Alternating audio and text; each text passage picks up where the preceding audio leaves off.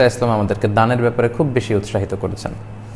এবং যিনি দান করেন, দানশীল ব্যক্তিকে আল্লাহ তাআলা খুব বেশি পছন্দ করেন এবং দানের মধ্য দিয়ে আল্লাহ তাআলা দানশীল ব্যক্তির যত বিপদ আপদ বালা মুসিবত এগুলোকে দূর করে দেন। এজন্য কালামুল্লাহ মাজিদে সূরাতুল বাকারার 280 নম্বর আয়াতে আল্লাহ তাআলা ইরশাদ করছেন, ওয়া আন তাসাদ্দাকু খায়রুল লাকুম ইন কুনতুম তা'লামুন, তোমরা সাদাকা করো বা দান করো, এটা তোমাদের জন্য কল্যাণকর যদি তোমরা বুঝতে। তো যিনি দান করেন তিনি আল্লাহ তাআলার কাছে অত্যন্ত প্রিয় একজন ব্যক্তি এবং দানশীল ব্যক্তির এই দানের মধ্য দিয়ে এটা প্রমাণিত হয় যে